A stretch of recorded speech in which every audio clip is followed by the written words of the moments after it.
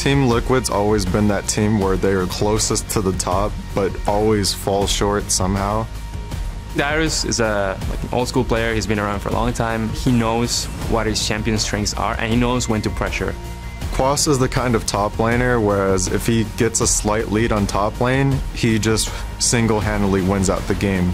Quas picks up a triple kill, the Penta in his eyes. Quas coming in with another great flank play on Hecarim. Team Liquid may have just won the game. Darius is just playing like a tanky champion that's always going to be doing solid. He's not going to carry the game, but he's always going to be consistent. Teleport's coming in at the same time. Darius, he is coming in with the Gnar bar out. Full Gnar against the wall. It was a good ult from Hanser, but a better ult from Darius. We hope to just win in a clean, corrective way.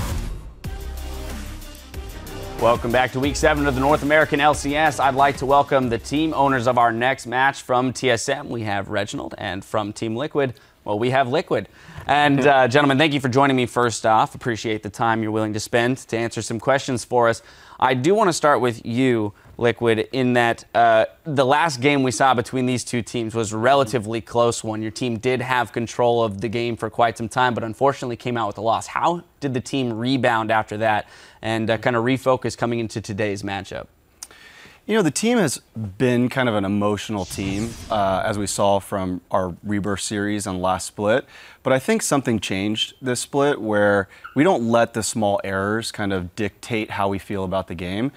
We controlled that game. We were winning that game against TSM, which made it a tough loss, but we know we're a better team. So we're just going to show that today. All right, well, glad to hear. We're coming out strong right out the gate. Ouch. You know, Reginald, your team, on the other hand, is coming off of 2 back-to-back losses here, which is actually the first time that that's happened to your team this year. So only speaks to the success of the team, but does mean or does beg the question, how is the team dealing with kind of falling into a rut, especially coming into a big game against Team Liquid? Yeah, so right now we're not too concerned with losses, primarily because we're trying a lot of new things in scrims. You know, we're pretty much splitting half our scrims with Keith, half our scrims with Turtle, and we're just trying to figure out the final roster we want. And so these losses are expected because we've already secured our spot in the gauntlet or playoffs, essentially. We're a lot more open to trying a bunch of new things and just trying, you know, multiple types of communication because we have nothing to lose. You know, playoffs is really all that matters, and because we took first last split, we're in a really good position to go to Worlds, essentially. So we have a lot more room to, you know, try new things, try new comps, just really use LCS like practice, whereas teams like Team Liquid have a very low chance of even going to Worlds. So they need to use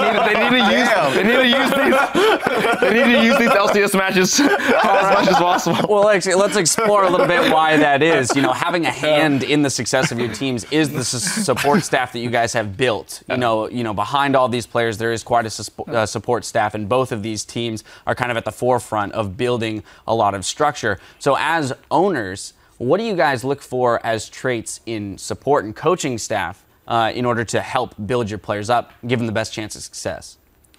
You know, for us, it's mainly work ethic and aptitude. We have our head coach, we've got our assistant coach, we have a live-in analyst, we have position analysts, we have someone that takes all the data and then creates graphs and charts so that they can disseminate that information to the team and actually has like an impact on their performance. So it's kind of everybody working together, putting in the time, watching the matches, compiling the data. For our coaches, it's a little bit of assertiveness, it's understanding the game, it's scouting other regions, it's coming up with an opinion, it's delivery to the team. It's just a lot of different things. So yeah, that's what I look for. Reginald, do you, as an owner, take cues from any other organizations around the world in terms of how you've structured your management and your support staff? Yeah, so I mean, we're always looking to improve our coaching staff. You know, whether it be an NA team, European team, or Korean teams, our coaching staff always talks to other coaches. You know, especially I think Loco Doco has a really good relationship with Peter from TL. He's always talking to Korean coaches, and even Fnatic's coach, I forgot his name, but our coaching, Delor. Our coaching staff is always talking to other coaching staffs because we know that we aren't the best, and we're always trying to, you know, improve and learn from other teams. And you have to really come in with that mindset in order to improve. You know, you're never perfect. So that's what I really like about my coaching staff is they're always trying to better themselves, and they're always trying to, you know, look for new information and just new, like, different methods in order to just make a better team. So our team's really hardworking, and so far we've done an okay job with the split, but hopefully when we get into playoffs, we will do better. Now, Steve, you are an owner who has had a hand in the success of multiple organizations with, Gravity now at the forefront of the NA LCS. You started as Curse Academy, but Liquid as well, finishing third last split, on track to make the playoffs and fight for those top spots. Does it give you a sense of pride as an owner to know that you've had this much success so far in such a young industry? I mean, absolutely, of course. It's, I took the approach maybe 3 years ago to have challenger teams put pressure on the main team. I've been able to kind of coach and mentor a lot of these athletes over time. To see them do so well in LCS is awesome. Davis is an amazing owner. He made some good decisions with moving Cop to coach. That's something that he expressed while he was on Curse Academy. So love to see that he's doing so well in that role.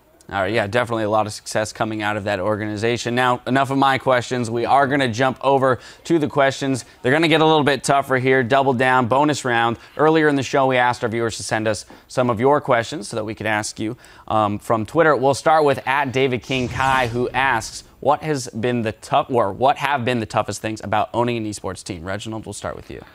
I mean, there's just so many things that have been tough for me, primarily because I started my team at such a young age. It was always trial and error, learning things on the fly and making sure that I didn't make enough mistakes in order to run my organization down the ground. But I think the hardest part really is benching a player. Primarily because I came from a player and we had really deep emotional ties with players, and so it's really hard when you have to tell someone like, hey, how you're performing just isn't cutting it. I think that's really the hardest part, primarily because we're spending like 10 to 12 hours with every single player every day, and at that point we're more than just coworkers, we're friends, and so that's just definitely the hardest part of owning a team. I'm sure you can sympathize with that same issue. Yeah, absolutely. I mean, benching a player is always tough. I mean, it's never like knowing absolutely what the right thing is to do. You're always saying it might be the right case to do this, as we saw with like the Bunny and Special kind of situation. It's tough. It also consumes you. For me, I haven't had a personal life in probably 3 years, or any social life, but it's a lot of work, and it's a lot of work for the players too. Everybody's kind of all in with esports. Yeah, well, we know that for sure. There's a huge time commitment to be in the professional esports scene. Next up we have @Shane Reyes, who wants to know, if you could take one player from the opposite team, who would it be and why? We're going to start over with you, Steve. I don't think we need anybody from TSM.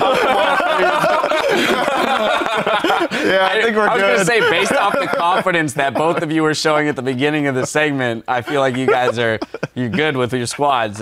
Same sentiment with you, Reginald? I mean, that's what he said last split when he took Special. I mean, like a couple seasons ago,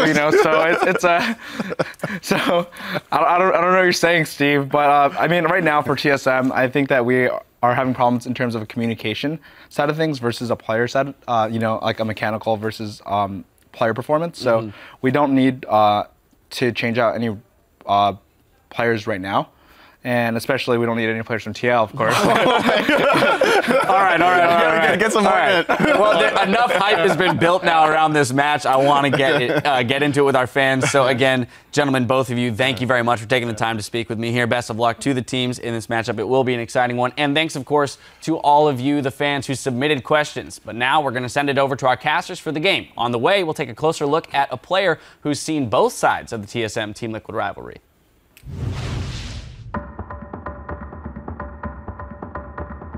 Steve, Liquid 112, wanted me to join his team as a challenger team, which was Curse Academy at the time. And then when they found out that Piglet had visa issues, they wanted me to sub for them. I was like really close with him. He was my roommate when we were on Team Liquid, so he's just like new, so everything's super exciting, which makes it more exciting for me because he would like ask me questions like, so at LCS when this happens, like what do you do? Or like are we doing post-game interviews now? He was always the type of player that would like feed off energy of the team, and he was always really positive. Like I remember he always made me play better because like going into the game, he would just be like, damn, like we've just got the best jungler in NA on our team, so he's gonna like go off. And like for me, that like hyped me up. He's someone you can count on. Like in a team fight, if the game's like even, like for example our CLG game, he came through and we needed him. A bit of the damage now over time, but that's gonna be the grab. The dodge from Keith and the fancy feet. He doubles up on kills there. Even with the sub coming in, Keith has shown so well for the team. There was a huge amount of pressure on me. I felt that I dealt with it pretty well, but I felt that I could play much better than what I did. Making his first start on TSM, Keith for the AD carry. This is a pretty momentous moment, having Keith starting for Wild Turtle. I really didn't believe it, like, when I first started trying out. It still feels like I don't really believe what's happening. With his 6 games with Team Liquid, Team Liquid went 5-1 during Keith's tenure, and he had the highest kills per game than anyone else for that split. I kind of view him as just like a little brother. It's like we raised him, then we just gave him off to like TSM. He's like a toddler now. He's taking his first steps. There's way more pressure on me compared to when I was in Team Liquid, because when I started for Team Liquid, I had nothing to lose. Now I have expectations to live up to. Right now, how I feel about Turtle and Keith is that they're very, very similar and they both have really good game sense. It's just about who is more active within the team and is really like confident of what they're doing and knowing what they're doing next. It does seem like TSM is willing to kind of play around with both of them, let them motivate each other. But for this game, of course, it's Keith, his first start ever on TSM. New member of the team moved in. That's the one they wanted, but can it hold him the whole time? He actually got a really nice spell shield on the majority of that damage. Is it a finalizer? The bomb goes off from explosive shot, and they take down Keith first. Team SoloMid struggle a little bit with the middle game, but are able to come out with the victory. 20-11 in kills, 54 minutes in, and Team SoloMid take down TDK. I think I performed extremely badly. It has something to do with the gear problem, but I'm not going to make an excuse. And since it was my first time coming back in a long time, I was really nervous, and that actually made an impact on how I played. My ultimate goal is to like establish myself as like a really good player, and I can only do that by being on the best team. I just want to do the best I can and see how high I can go. And it has been quite a journey watching Keith establish himself as a player. I think that has already done so. His goal of getting better and better is within reach now due to the things he has done and provided in the spot on Team SoloMid. Now, Wild Turtle will be starting today as we get into the rosters with a quick rundown. On the blue side, it's going to be TSM. That's Dyrus in the top lane, Santorin in the jungle, Bjergsen in mid, Wild Turtle at AD carry, and Lushboy at support with Coach Loco Doka. And on the red side, it's Team Liquid. Up top is Quas in the jungle. I will dominate. Mid, Phoenix, AD carry, Piglet, support X Special, and of course, Coach Peter. That's right. And at the end there, I'm not sure why they didn't mention Keith. Bring it over. Reginald's like, no, we don't need any players. Well, I don't need any players from you, but I did take X Special, and then he did take Keith, so... So I hope for the teams have the game in mind a little bit better and their heads on straight for this one, because it is going to be a good one. A game of the week coming in between Team SoloMid and Team Liquid now. 9-4 versus 9-4. All right, the Olaf band straight out of the gates. That is whoa. As well as Phoenix hair. That is... I like it. Matches their style for the day. Yeah. Okay, so Olaf band. That's... I feel like that's something you would do against like Fnatic, but Dominate is close friends with St. Vicious, and St. Vicious has played a lot of Olaf as well. Maybe Dom has used it, and TSM have done some strong scouting. Yeah, watching a bit of that Rain overplay. Interesting. Been doing it quite well in Europe. They get banned. Is not going to be playing. Kalista, Rise, and Sivir actually taken away here. Sivir's been finding her way onto the play sheet as opposed to bans, but they seem like it's a big priority here against Wild Turtle. Alistar as well, another one from the blue side, getting banned out. What is TSM's first pick in mind here then? Nautilus is still up. You can get that for Dyrus in the top. True. Be a menace. Maokai is still going to be up. Shen has risen in popularity as well. Shen, that's a really good point. I feel like Azir is actually a blind pickable. And it's actually a really big champion for both these mid laners.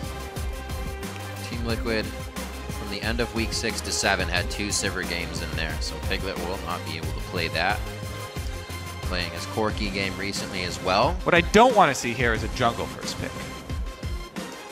They might break your heart, Kobe. That Nautilus is still up though. I can't see it going by.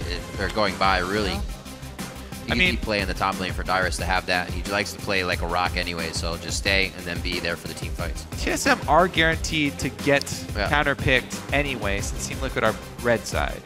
So if you're gonna... Well, all right, there's the jungle pick then. It's gonna be the Gragas to Rek'Sai deal.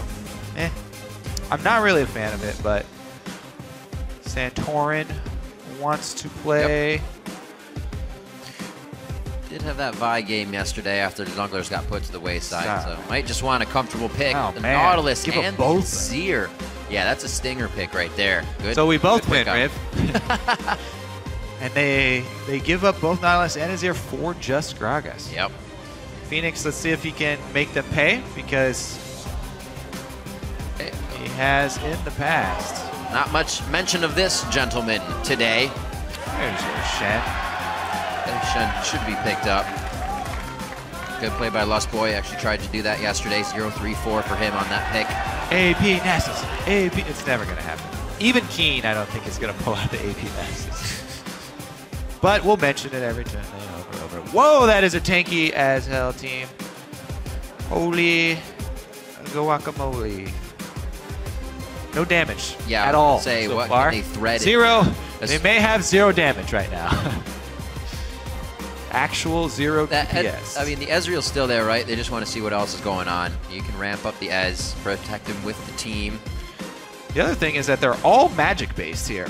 What little damage Team SoloMid have right now... Oh, that's true. That'll make it tough. Magic. So Turtle's definitely going to have to carry his weight in this game. That's a good champion to do that on. A lot of magic.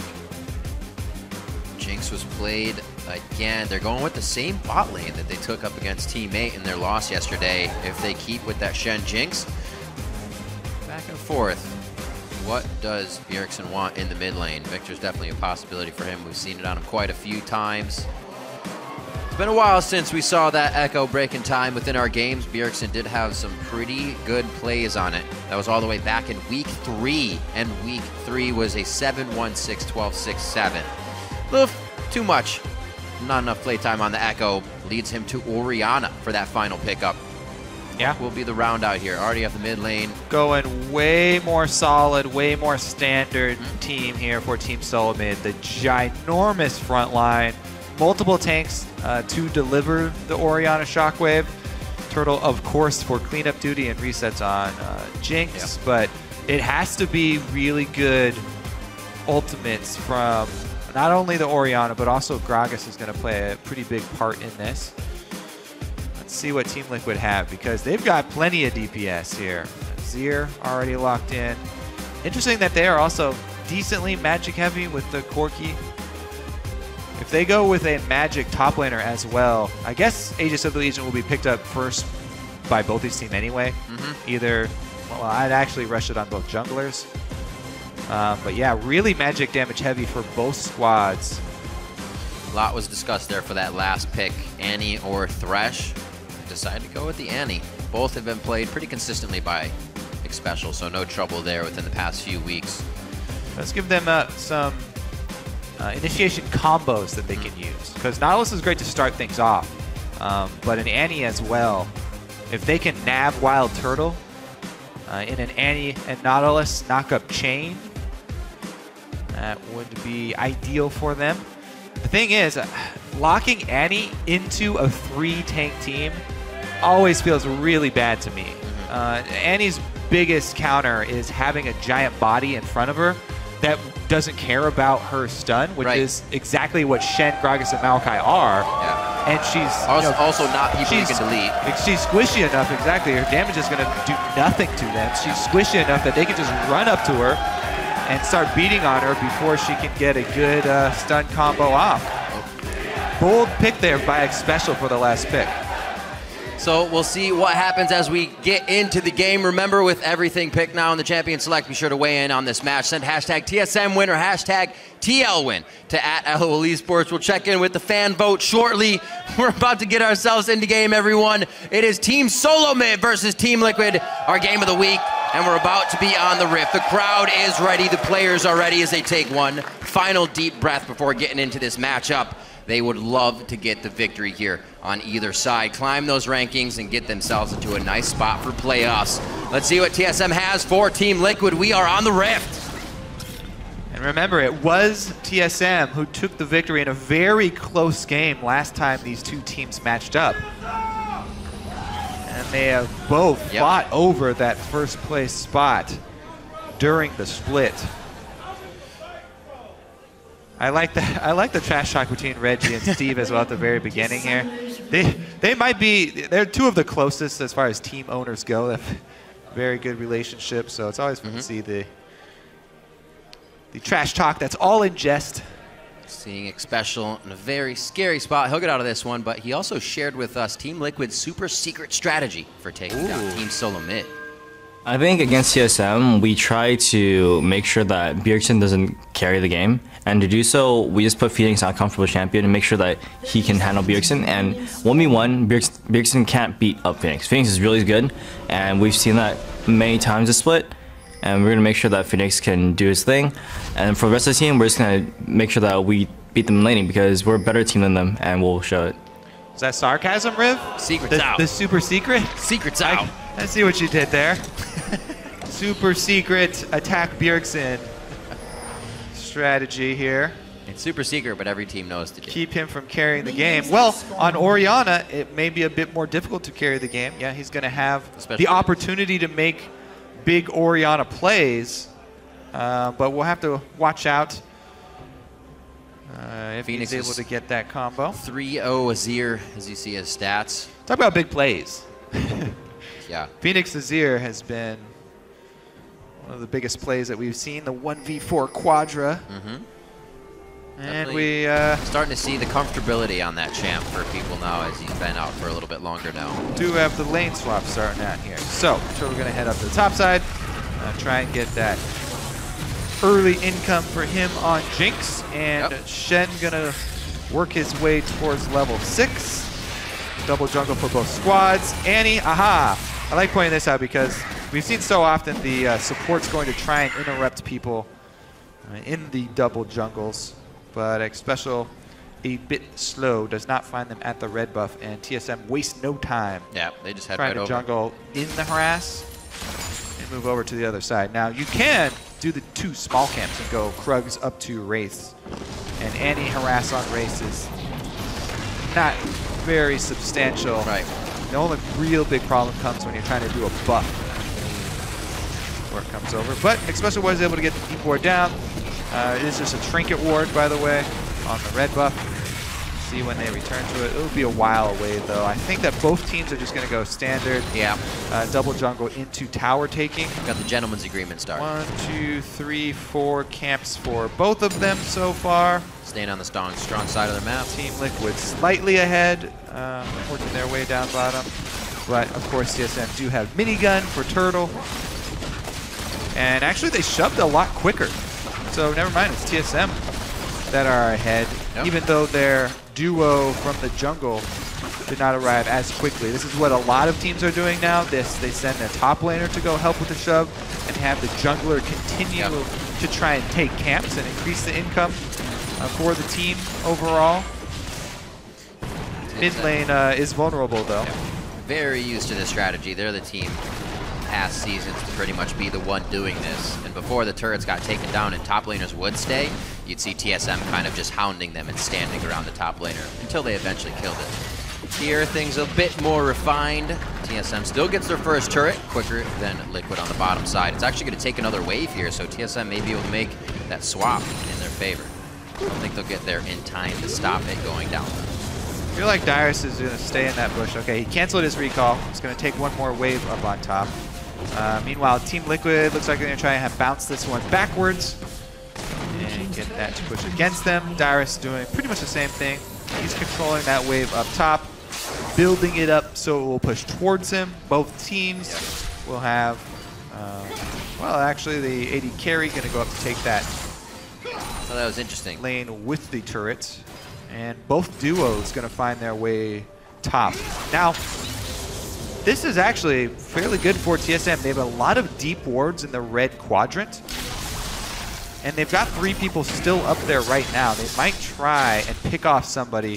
This is basically the most dangerous point in the game for supports, because on first recall is when supports get all of their actual wards, and you don't have to rely just on trinket wards. So the first recall for supports, when they move out and they venture into Summoner's Rift and try and get their first line of vision down of true wards, is the scariest part, because they're also under-leveled in lane swaps, and they're very squishy targets. So you can set up an ambush and try and snag the support on their first roam. Usually you see that happening with somebody like Thresh or a jungler that can get over the wall. I guess for Shen it still works out, because you can get yourself a dash through the Baron Pit, some other wall, so Lost Boy might be able to get himself to some tighter spots, but still, like you said, real scary to just be face-checking the Fog of War early in the game.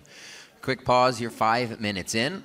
We're going to see what that is. Not too much of a difference anywhere here. Both, as we said, sides of the map were kind of mirrored. A little gentleman's agreement. Yeah, Bjergsen just had some static in his headset, and he's already given the thumbs up. They're just doing a double check here. Hopefully they get that resolved quickly. Big difference here that I see.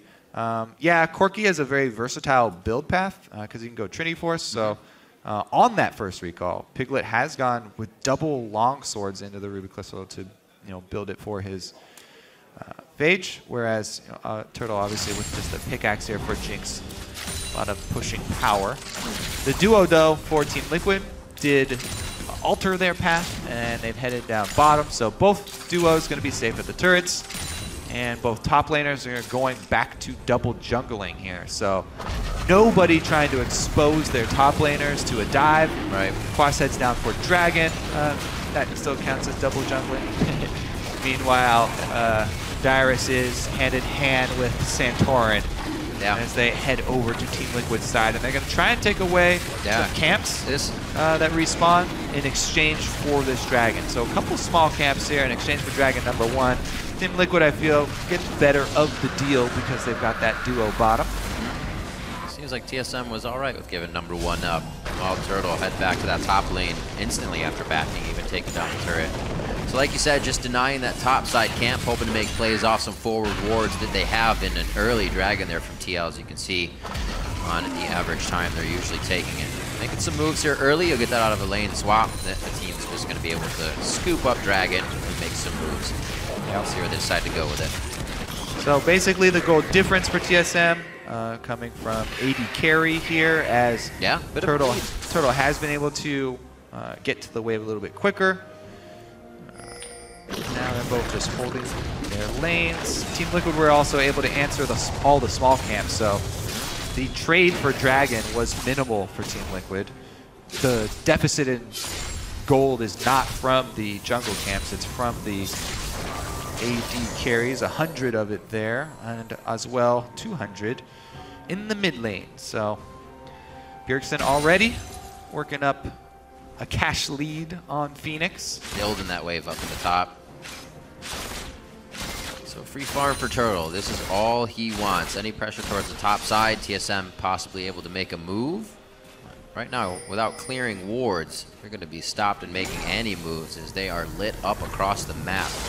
Wards in the right places, keeping Team Liquid alive here from getting any further behind, but they can't go ahead and stop this from happening in their jungle. So, yeah, I was also actually looking to see if Phoenix would alter his build and go for some magic resist in it, but no, straight Azir build. Probably just going to go straight Morello rush as usual. Meanwhile, the Orianna here, Bjergsen, is going to be magic resistant. Going to go for the Athenes as his first item. As I said, this Team Liquid squad super heavy on magic damage, so I expect a rush into Aegis of the Legion, decent magic resist weaved into all of the builds on TSM's side, and that will serve them very, very well. The attack damage will come from a tank Rek'Sai and a Corki, which is minimal. surprised at how safe both teams are staying. They really respect, well, I guess I shouldn't be surprised. They really respect each other enough that knowing an early lead with that kill can snowball completely out of control on either side of this team. Saying they have to shut down Bjergsen was Team Liquid's super secret strategy coming into this one. So far, you're not going to get much on an Orion in the mid lane, especially with heal. The ability to just safely play from the back and wave clear. Blue is his now. That becomes even easier as him and Phoenix just going at it pretty much even on CS here in the mid lane. A bit of a lead. CS grabbed by Bjergsen, but nothing to tilt it. Yep, everybody continuing to follow the battle lines of the lane swaps. 9 minutes into the game, still jungling on each other's sides of the map where their AD carries reside. It's kind of like a who breaks first, right? You're either going to make a mistake or you're going to try something different. Tried to sneak the steal there. Well, yeah, and it's also really hard because you know as the other team that the constant visits from everybody roaming into your jungle, they must be leaving behind wards. So it's very hard to fight your way back into vision of your own jungle on your weak side. And as we said, especially on this Annie, is very vulnerable. Has got the Moby boots though, so if they can find a pick, he can take advantage of it.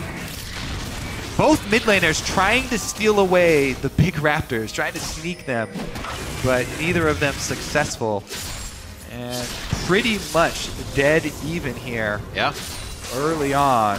That's very, very slight 100 gold lead for the mid lane. That is about it. Well, it makes sense. We've talked about how much of an advantage on average teams have at 10, and TSM and Team Liquid are very close on that list at number 2 and number 3. Liquid usually has about a 500 gold lead at 10. TSM 180, which is still very close. For kind of an idea on that, CLG is at number 1 with a 705 gold lead on average at first place. They're way out in front though. Yeah. So that's a... Alright, let's see. Lessboy working his way to level 6 still, obviously. It looks like they're starting to take back control here as both of them swap back.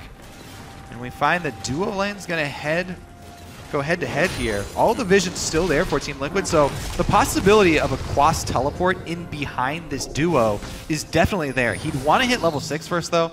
Nautilus teleporting in without level 6 may be questionable down there if you don't bring Rek'Sai as well. And Dominate actually hasn't been able to leave behind tunnels in the jungle, so it wouldn't be a double teleport in behind them. TSM were able to clear out the tunnels that were there. So I guess no play will be made. We continue. 30 seconds till Dragon. Maybe we'll have an end to the ceasefire, Riv. I hope so. I want to see somebody draw some blood here. This is one of our slowest games of the day after getting rowdy barn burner last game, Cloud9. Oh, Dominate. And actually not too much damage taken off of those chompers. Yeah. Gets a little bit of it back. Similar exchange with Lessboy. Both of them immediately chugging health potions. It's actually one of the biggest differences that you notice. Professional players immediately start chugging potions as soon as they take damage because they know there's an objective about to come up. Everybody wants to be topped off before the dragon fight starts. There's a string connected to that thing. Take damage, press button. It's hard to remember and get in the habit of doing it, but... You get in the habit when you have the gray screen and realize you have 4 potions. You haven't used any of those potions. Or you move your boots and you try to drink your boots. Has it driven you to become a heavy drinker, Riv? Yeah. Constant gray screen. One, I'm trying to drink it when I'm dead. It doesn't work. Oh, they're actually going to start it off here. Team Liquid going to be the ones to take the dragon damage in preparation for the fight. Right. Dominate happy to do it. Teleport comes in and they burn the summoner spell. Now Team TSM, they have to force the teleport here by staying on dragon or else they'll just out a summoner spell. I guess they're content to take it. Dominate can easily just Rek'Sai ult back to the field as long as they don't kill every one of the tunnels. And TSM down teleport now. Quas gonna get work done on the top side. Very nicely done. Back and forth. Ooh, almost nice. Okay, they get out alive on that one. They have to force something over here. All right, it will be Dragon. They heard the Rek'Sai ultimate, and they're gonna just assume it's on top side, or maybe they just feel forced into this dragon. Either way, they're gonna get their first dragon. Even if he did come bot, he'd be walking across the security line of wards into the river. So they have him on either side. That would have been enough to stop him, they think. And it was enough to get dragon as well. Still no kills, even after they face each other at that dragon objective and back up. It is an advantage for Team Liquid, though. They're happy to trade away a first dragon at this early stage in the game. It gives you very, very little. And they do get that top turret pressure.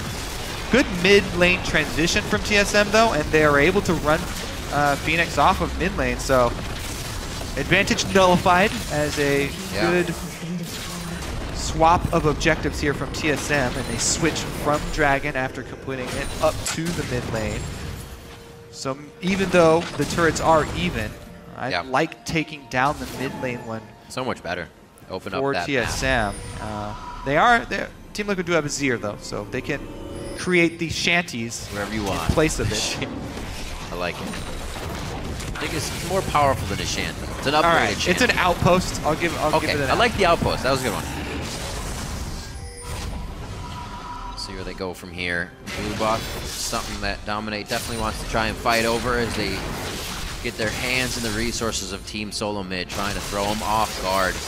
Only a 400 gold lead doesn't really give them too much room to work with. They're just back and forth trying to poke each other with love taps right now. Still waiting for the kill to come out. Infinity Edge finish for Wild Turtle. Pigment has this Triforce now. See if these guys, nope. I was gonna say, see if they group, try to get some damage out, but there's no real need to. Piglet can push this wave in the bot lane. Still got to push by Quas up top. Wow, what did you say? I was just kidding. There's that mid turret being open. Is it a blue for a blue? So easy wards. When Team Liquid stole blue, they put the blue on Rek'Sai because they had to smite it, which means very, very little. The big part is denying it from Bjergsen. Oh, there's Lessboy going in for the taunt onto Dominate as Maokai took it around. Oh, Piglet and Xpecial from the back line there, already where they need to be, completely deleting Santorin and Lustboy very quick. It's the retreat right now for Team SoloMid here. What a huge blooper from TSM. Blue buff's transferred anyways. Their front line splits around the curve of the blue buff. And they lose track of Xpecial. This sort of risky anti-pick is not risky yet, as if the front line is committed to the other side of the jungle. Xpecial just gets in there for the perfect Tibbers, doesn't even have to flash for it. Just get them when they're not looking, and how much they're able to push off it too. And they easily take out the support and jungler, who have yet to really build up those tank stats. Both of them going Sightstone. You get a bit of health, but it's fairly inefficient as far as defense item goes. Same goes for Cinderhulk early on. It's inefficient before you build more health on top of it. And man, so Lustboy takes half his life taunting in due to the Azir. There's almost 0 wards here except for the left side for TSM. And Piglet just dumps out the Trinity Force Corki damage.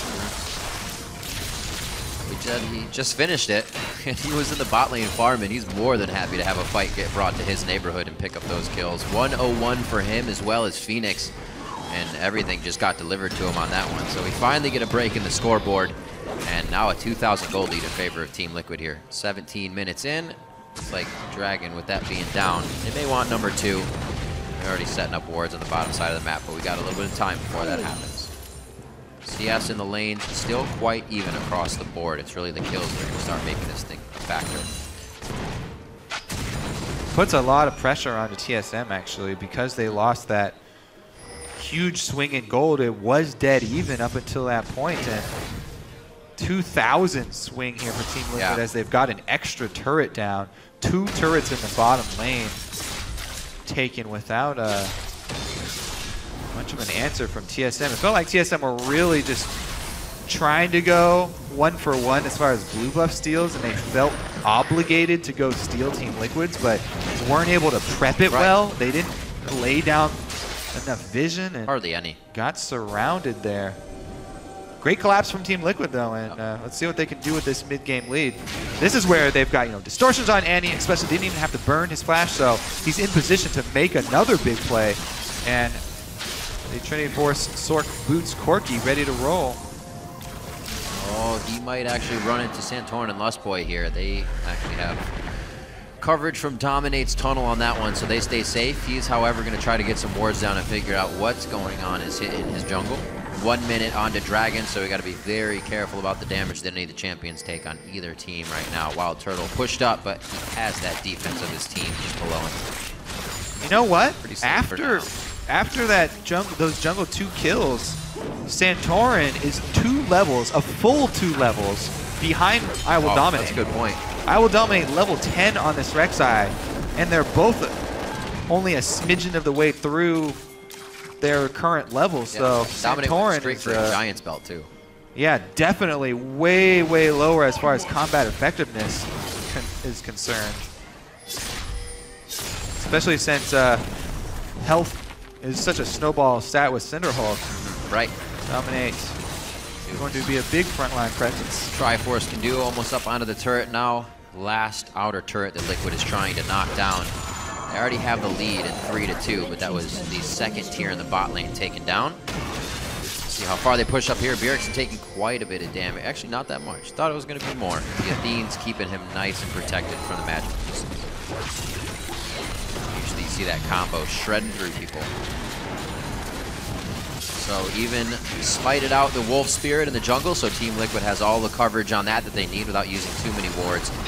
Really trying to get TSM to walk into the jungle. I don't think they're going to buy it, though. I don't think they should either. I don't think they should go for a tower dive either, because Dragon's up, and it's much easier to draw TSM out to the neutral objective, fight in the open area,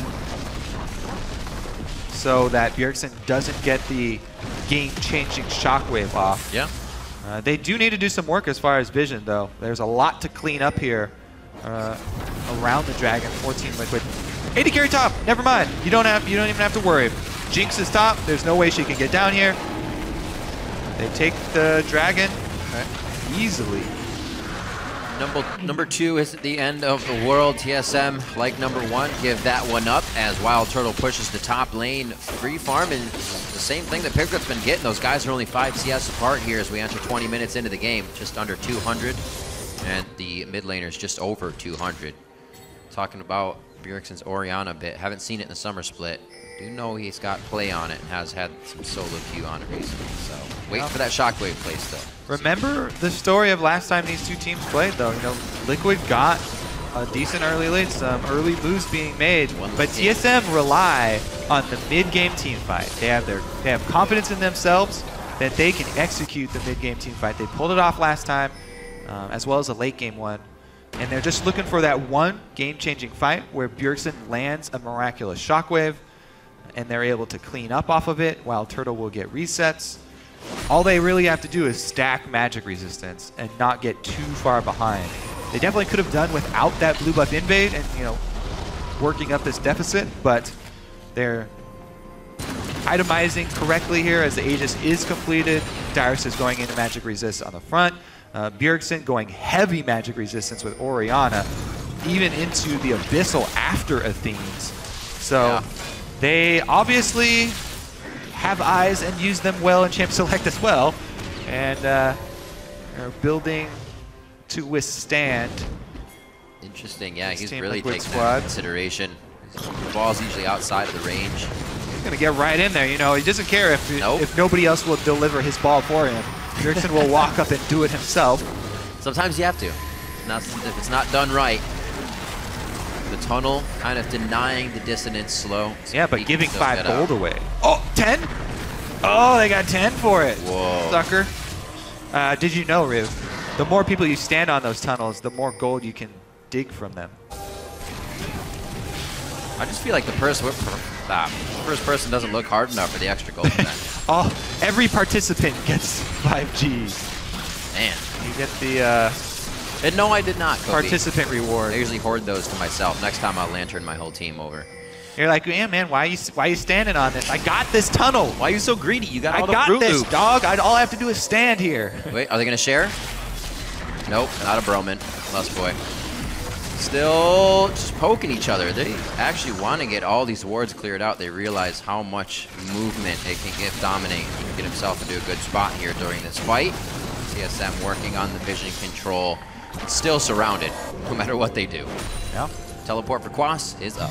I mean, oh, actually, Darius here with the Could it be a home guard quad? Glacial Shroud. I would have liked Dyrus to go hard on the Magic Resist build instead of that. I mean, yes, I know, Maokai does want to go Righteous Glory and get that build, but man, just going hard Magic Resist against this team seems like the way to go.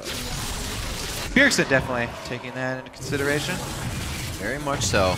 Team Liquid are really content to let it stew, though, and just sit on their gold lead. They haven't done anything to really expand on their gold lead. They did take a second dragon, but second dragon really doesn't concern anyone. I mean, TSM already have their first, and they got the 6%. That's all they're really looking for. They want to end the game on a single team fight, grab Baron, push in. So I think that single team fight is also keeping them quite reserved. They remember what happened in the last matchup here against Team SoloMid. How farm these AD carries can get. Still below the mid laners right now, but they have not had too much pressure all game long. I don't think we've really seen any fights where Turtle would be ulting in, or the wombo combo that TSM can bring to the table. Get a good shockwave on top of that rocket. Do you think, Riv, that TSM are going to wait all the way until a third item, Magic Resist item for Turtle? And they're just going to keep on waiting till everybody buys some? I don't know. He's sitting on 37 gold, so I'm going to say no.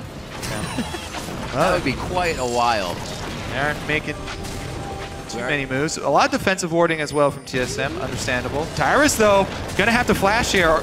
Special follows it. He still hits it with the outside of Tabers. Dyrus puts on the Vengeful Maelstrom, and it's only to stay alive a bit longer, but Liquid's able to pick up that kill, and Phoenix also gets a piece of it. Turtle should be able to get bottom turret for this, just because he's a Jinx left alone at an outer turret. My question is, what will... Ooh, there's the question answer. TSM gonna have to answer this Baron.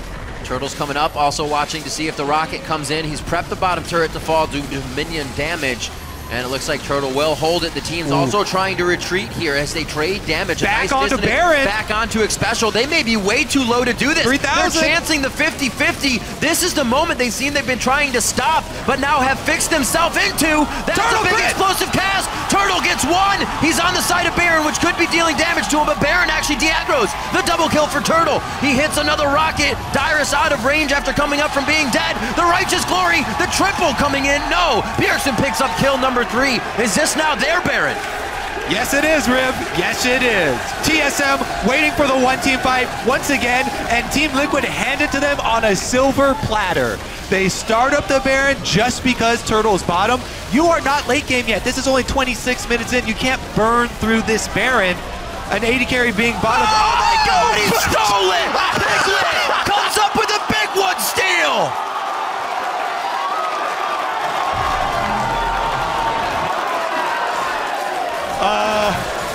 All right, Rip. So the plan that I listed before of win a team fight, grab Baron, then push in to win, they failed to factor in the big one. Where's the smite, Santorin? Holy. Even Turtle got that one. Smokes. Holy smokes. Well,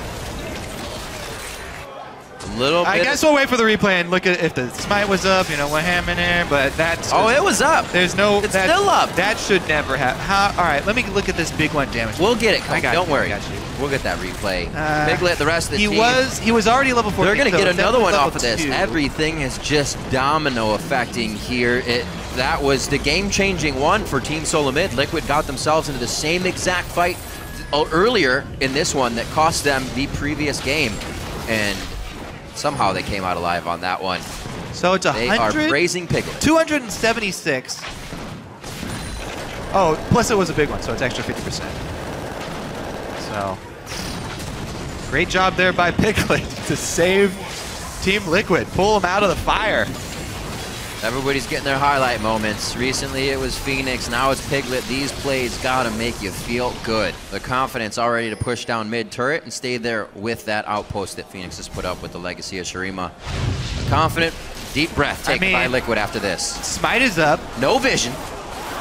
No vision. Blinded it. Way. He blinded it. It's even better now. Holy Come on, Riv. That's what happens when you become a world champion. Oh, no! All right. That's why he's not a world champion. Antsy in the pansy is what you get. A little too much confidence can lead to error. That is for sure. A Flash Tibbers, actually a regular Tibbers. Flash is still coming up. So he actually walked in out of the fog of war there. But TSM, they are still pushing back. You can see how fast they try to get themselves back onto the side of Team Liquid's portion of the map, only to kind of be pushed off. But waiting on Tibbers now to go down. They could find a fight. So it looks like they will back. I still can't even get over that steal, Rim. I'm still on it. Like, up next, we're going to see Impact steal away a blind Baron with the Maokai sapling or something.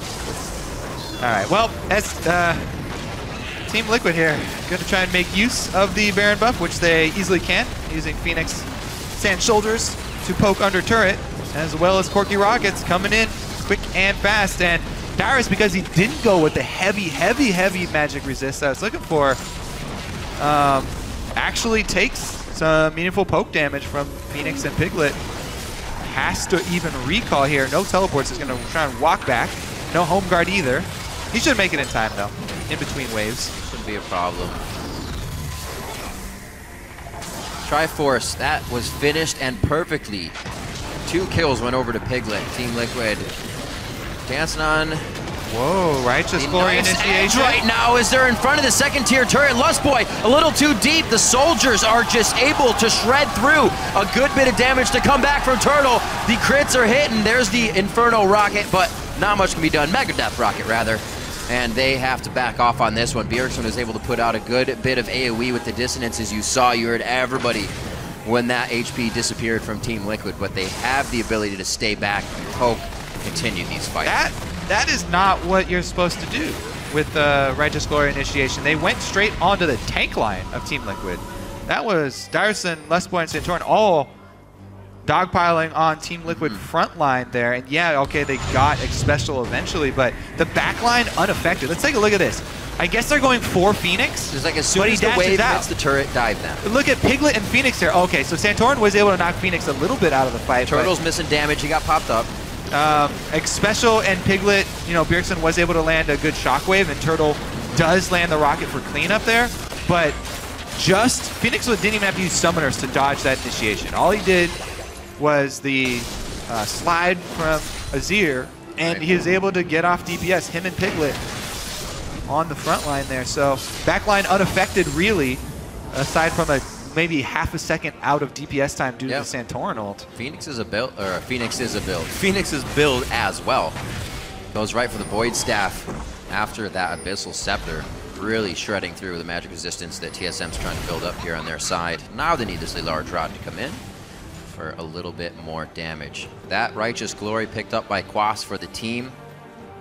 Looks like it's picked up by Santorin. We're gonna see, you said both those teams need it as soon as they can get it. See if these Righteous Glory initiations. Darius got it. Yep. But I don't know if he had Flash up also, because what you would have had to do to make that play work is Righteous Glory and Flash right onto Azir. So then you snare him in place for the follow-up taunt from Lustboy. But yeah, missed opportunity there from TSM. They lost another turret. Team Liquid got more gold off of that Baron that they stole.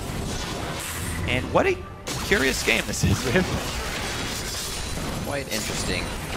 See if TSM can start to even dent right now what Team Liquid has. They really trying to work off the ball, find their way around Team Liquid and see where they can go. Baron is going to be in 1 minute. Dragon in 20. They're trying to deny resources here to start this one off, but already they're splitting themselves a little thin there. Bjergsen has to be careful how much of the caboose he is coming into this fight, because he will get picked off. Low on mana for him. That's going to be recognized by Team Liquid here as they enter into this fight, especially even with Santorin. Yeah, they had to abort mission on that blue steel. Piglet was able to get it. Bjergsen almost was able to finish it off, but got it down to a couple hundred HP, and Piglet able to snag. Blue buff on Corky is huge. Level 16 Corky. Level 3 ultimate there, the constant barrage of missiles. Wild Turtle's 14, so you can see how far ahead Piglet is that in just that. 2 levels to the 80 carries. Whoa, Special. Going in very hard. The TP's coming in. TSM trying to assess the fight here. Dominate hits it. Phoenix puts himself into a shifting sand. They bump everybody back and line them up against the wall for DPS here. Quas getting out at just the right time. No, taken down down by Bjergsen, but they're going to be able to finalize this fight. Everybody's running a lone sapling to put some slow down and give them an exit. A 3 for 2 as TSM squeaks out of that one. Oh, yeah. Phoenix there able to clean up Xspecial's mess in the end with Azir and gets 2 back for the team. But TSM, a lot of damage onto the bottom turret, as well as coming out 3 for 2 in that fight. Getting some more money onto Turtle. Yeah. Let's look at this. Excited Turtle looking for Bjergsen. Yeah, or Xspecial, I should say. Xspecial. He doesn't get Santorin, and he goes for the flashing lights of the teleport channel there. Immediately out. Pretty lights. Dominate does kind of save this one. Get double summoners out of Turtle with his flash initiation. And then Turtle does go back in for DPS. Oh, there's a hook from Quas to reset up the cleanup from Phoenix there. So props definitely to Quas. Able to hook Turtle while Turtle is stationary, firing the ultimate to get his kill on Dominate. So man, what a game, Kobe. 7-7. Both mid laners and both AD carries showing up for this game. Back and forth. It is not going to get any better than this for today. A definite barn burner coming in here for game 3 in our game of the week. 54 as they crest up to 1,000 gold to about 49,000 here. The lead in favor of Liquid. What is that giant spell for, Dyrus? Man, build more magic resistance. I'm tired of looking at this full tank Maokai that has, what does he got? Let's take a look at his stats. 93 magic resist. Man, you have 157 armor. What is that doing? You aren't going to dive turrets? Watch him dive a turret and get a pentakill. Okay. Because you said all this. Okay. You got me there. What about Baron, though? Ooh, the sneak attack. This is a Dominate special. Absolutely. Oh, boy. This could actually be another TL special if it goes Piglet doesn't want any! Piglet, he's out. He's good. Oh! That would have been amazing. The rocket and the shockwave were actually placed perfectly. So here's why I like that play from Bjergsen. He knows that the Valkyrie's down. That's the only way Piglet could have gone into the Baron pit unnoticed. So he was like, that's why I'm going to go all in for this. Yeah, the only thing is Piglet still had flash, so if he didn't have flash, that was 100% a kill. Yeah. If people are wondering why there was no Valk there instead of the flash. Whew.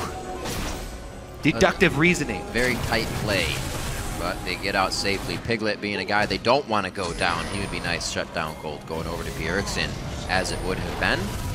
Mid lane set up here so the rest of the team can start milling about, get some more wards. They don't really have coverage on this Baron other than the tunnels that Dominate currently has inside that pit. Looks like we're going to dance this one out. Maybe a ward war is going to come into play. Bjergsen a little too close for comfort there. Takes a good chunk of damage. He's got his Rabadons finished up, so a lot of power coming from him. 304 on this Orianna, first time for the summer split. Definitely something he's been keeping in that repertoire. All right, well, TSM regaining positioning on mid lane, but Dyrus takes half of his life in magic damage.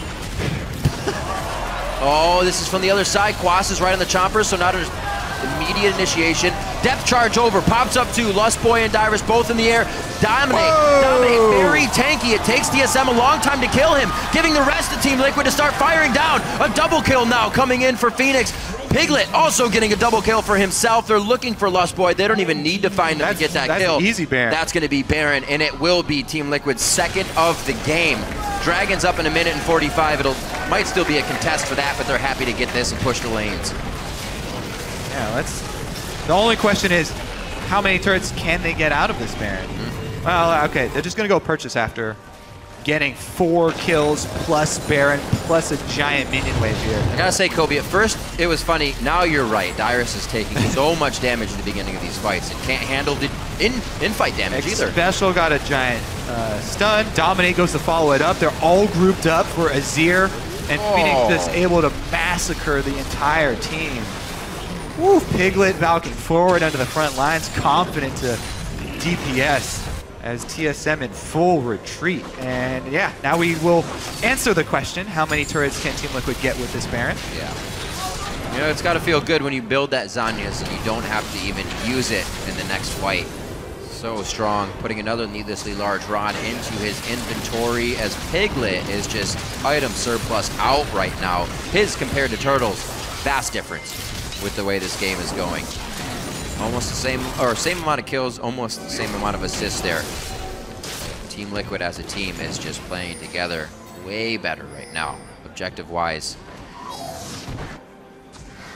See where they can keep going. The Follies are still there. TL almost lost that early dragon and cost themselves pretty much the entire mid game.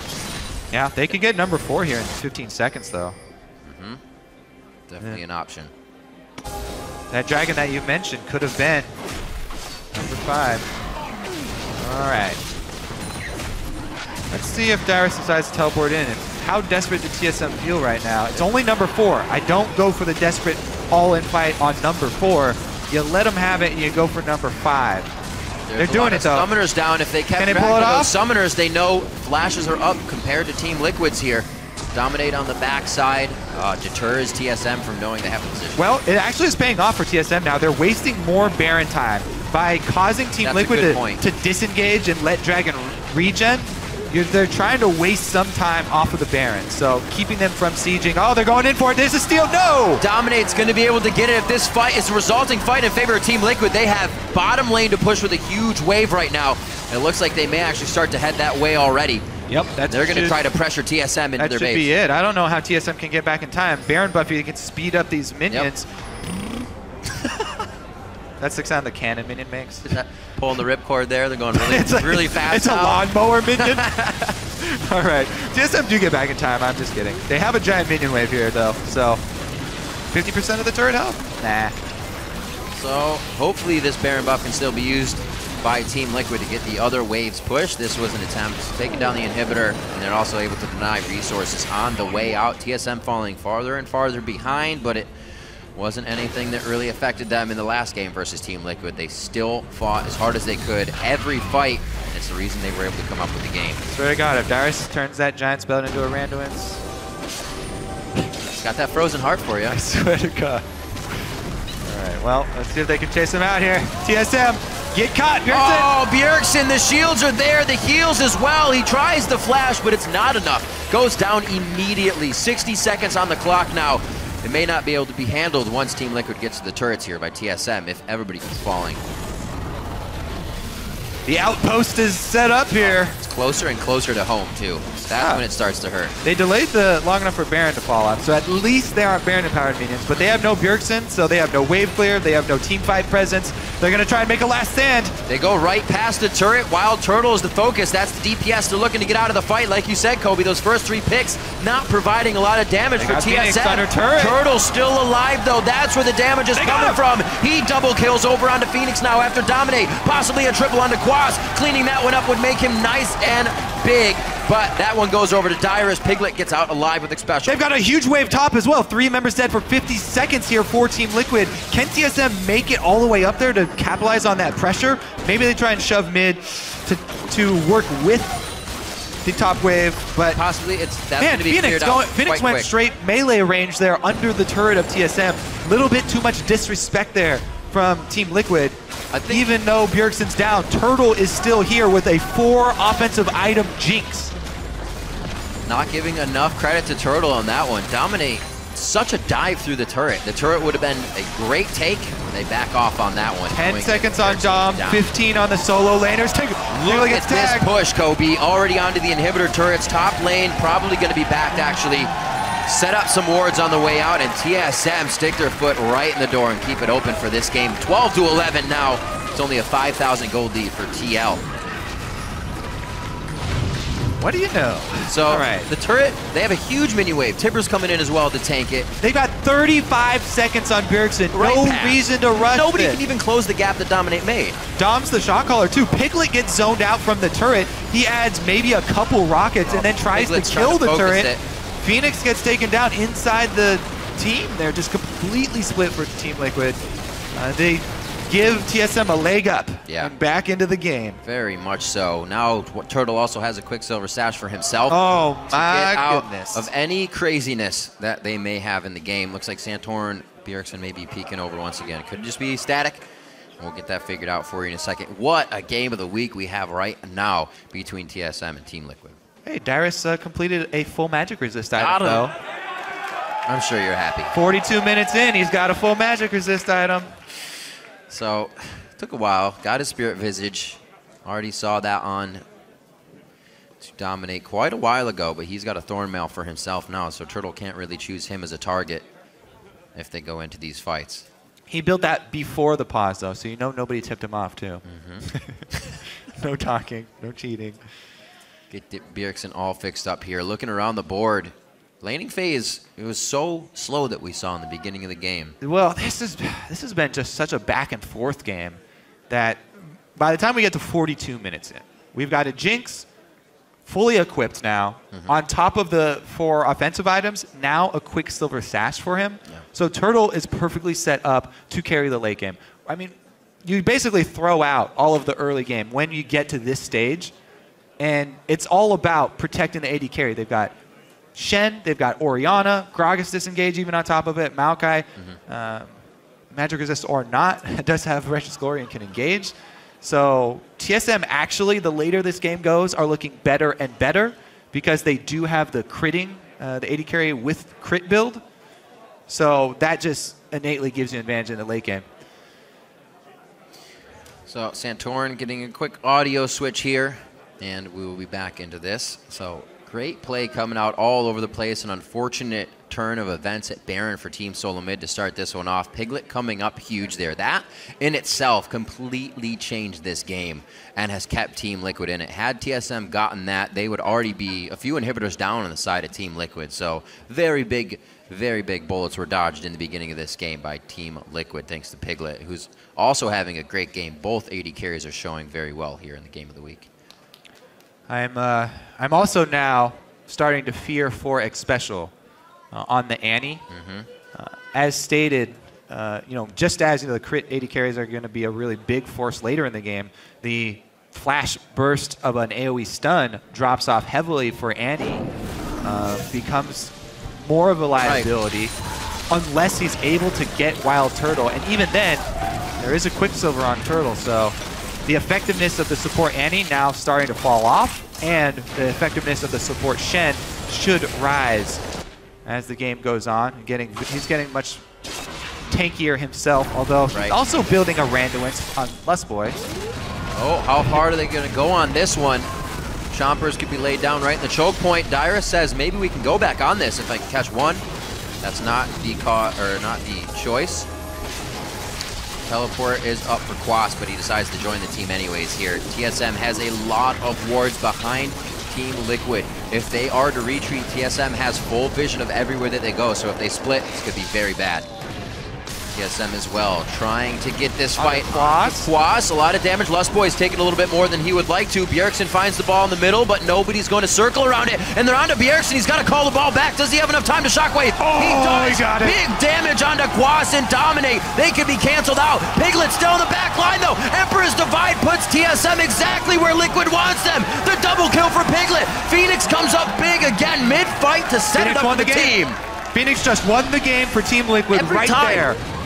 Holding the Emperor's Divide for the right moment, allowing Shockwave to happen, using the ultimate at the right time to separate TSM when they think they have the perfect re-engage to get back in the fight. There's way too much time on the clock's coming in for the spawns of Team SoloMid. Team Liquid coming up huge. It was not the late game fight that thwarts them this time. They're able to take it to Team SoloMid. Piglet, a savior of this game in the mid game.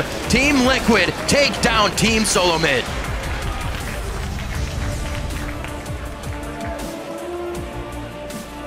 Whew. Yeah, Peter really happy they were able to grab that one after all the back and forth.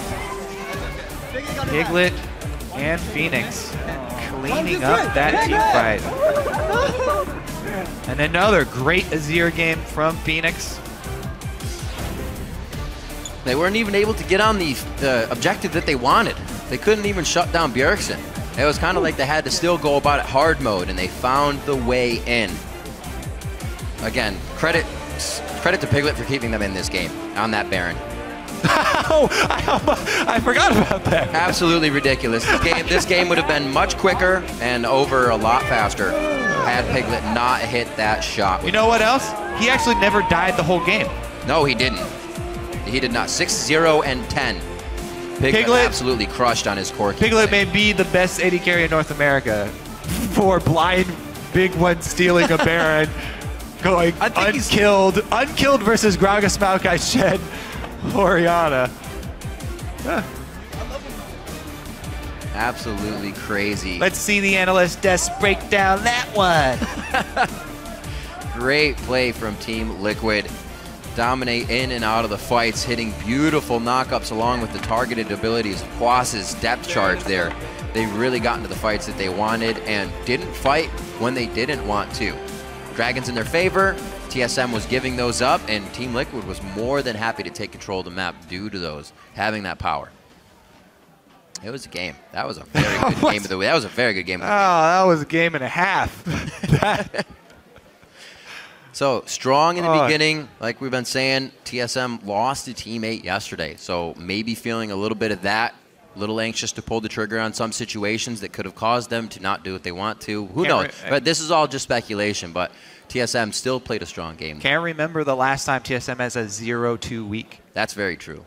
That's very true. Something that they probably were not ready for themselves, even looking maybe past Team 8 to start this week and think that Liquid's going to be a very big game. Reginald did say that they were starting to look past the LCS games and try new things, branch out, be more adventurous. Thus the first pick of Orianna for Bjergsen in the North American LCS this split. So they are venturing out. They are trying more things. That was a different look for them. They did it at the end of the last one, right? That Cho'Gath came out. Bjergsen was saying he himself needed to be somebody that could be the factor of that change for the team. And even to this game, you look at the Orianna Azir towards the late game, and Azir is going to have a much easier chance poking out your team all the time, right? The ball's into place, people are going to move. The soldier gets there immediately, and Phoenix knew that in every fight. Even when we saw they went on to Dyrus there in the end, just trying to kill one of the tankiest guys on the team because they knew they had the damage in the positioning. And the last fight, Phoenix biding his time, waiting for Turtle to get a reset and move up. He sort of used Turtle's kill against him. You know, even though Team Liquid, they had the first death, he knows Turtle's going to move up as soon as he gets that kill, and that's when Phoenix went in. And Turtle had a great game himself. Let's see what his score was. I'm on the damage chart. Jinx, 635. So he actually got most of those kills towards the end of the game. He was kind of keeping on par with kills and Piglet, just not the amount of pressure that Piglet put on the game himself with what he was doing. It was incredible. For more on that wild game, let's send it down to Dash and Team Liquid's top laner. Thank you, Riv. Wild is a good way to put it there. Coming out 1-1 now in the head-to-head against TSM, which is most likely the team you guys are going to be fighting for a first-round bye in the playoffs. So first off, just tell me how it feels to know that you've evened up that head-to-head going in, to the end of the season. It feels really good. This match was really important for us, and managing to take the win out of the game like that feels really good for us. I have to imagine, too, we talk about the first-round bye being important, but just knowing that if you get that first-round bye, it means you're going to Madison Square Garden. Is that something that's looming in the back of your heads, playing in such an arena like that? Yeah, of course. It's a pretty big deal for all of us, and we're really excited after this win to get the rest of this play done. Now, getting into this actual matchup here, last time you guys faced off, you found yourself in a very similar situation, ahead, controlling the game. Last time it didn't work out, though. You came out with the loss. So what did you do differently this time around to make sure that the team secured the win? We just had to pick the steal Baron, so that was it. Honestly, I don't know. It was a pretty crazy game. We messed up a lot on the team engages, and honestly, we just we decided to always keep in mind the team fight strengths that they had, and always call out team fights, how they're going to play out before we did it, which is always a mistake that we had last game against them. We messed up the fights. So I think late game team fights, we did a lot better job this time. Now, you mentioned the Piglet Baron steal already. We went back and looked at the tape. There was no vision of the Baron pit for you guys. So what were the comms like? Was he just like, I got this, guys, don't worry, 1, 2, 3, 4, throw in the... How did that go? So we're all planning about the next move. Like, okay, it's fine, they get Baron, let's control Dragon after it, and then all this sudden we're like, whoa! Like, what? Like, it's like crazy that he was like counting his head, like the Baron health going down, and then you managed to get it. It was just completely unexpected. We had no idea. Wow, so the silent surprise there. That's awesome to hear. Got you right back into it. Now, we look ahead to next week. You guys are going up against CLG to kick off the weekend. They have had some struggles, but overall still looking like a pretty strong team. How are you feeling going into that matchup? So we do have a pretty good record against them, and I think they will be playing really well, so it should be a good game. Yeah. All right, well, we look forward to it again. Quas, I want to congratulate you on the victory. Hard fought as it was. We are going to take a moment to send it over to Zyrene at the Telestrator. Thank you very much, Dash. And yeah, That Baron steal made me jump out of my seat. It was absolutely awesome. But there's a team fight that happened later on because of that gold advantage, and this is the one that broke the Camel's back and allowed Team Liquid to close the game out much for later on. So right here, the setup for this is the wards are down on the left side, all the way in the brush, and we're going to get a TP that actually makes TSM have to go up and out. So as we start rolling this clip out, you're going to see the pincer maneuver here. From the bottom, Phoenix is approaching. From the left side, Quas is going to start his TP, and Xpecial comes around this corner, and immediately, TSM thinks we have to disengage this. Ball comes out from Bjergsen. He's looking to get 3 targets in here to stop them from continuing. Flame Chompers are locking up Quas. If he's able to get off his ultimate onto somebody over here, they're going to be able to disengage this fight entirely. But what ends up happening is the flash from Xpecial comes across, and he's able to actually lock up multiple people and continue this fight as we roll it out. Boom. Flashes the shockwave. It only hits Dom because Phoenix goes back, and right here, Dominate goes up. He's looking to close this distance to get to this big cluster of people. So as he's coming up, Santorin is thinking, I have to disengage him because Bjergsen's disengage didn't work. Santorin is actually going to throw his cask right about here, and it's going to knock Dominate right into Turtle. He flies a large distance. It actually was shocking at first, but he flies and glides right underneath Turtle, gets a 3-man knockup onto Turtle and Bjergsen, and that's what really allows everybody, Piglet, Phoenix, to catch up to this fight. So let's continue rolling it out as the damage dealers get to that backline. Whee! Right up to those damage dealers. Gets a 3-man knockup there, and then they continue. Here comes Phoenix, using the Emperor's Divide just for damage at that point, and just to take out TSM. The disengage and the fact that Team Liquid was forcing that fight so hard was what ended up making it go in their favor. They were able to avoid the disengage, use it to their advantage, and that was just really well played there from Team Liquid. Xpecial's engage on point. We've got more games coming your way. So in 3.5, Team Impulse will try to pick up their 5th straight win as they take on Team 8. The North American LCS continues after this.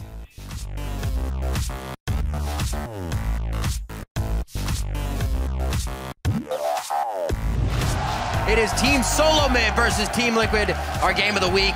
That's a big explosive cast. Turtle gets 1. He's on the side of Baron, which could be dealing damage to him, but Baron actually de-aggroes.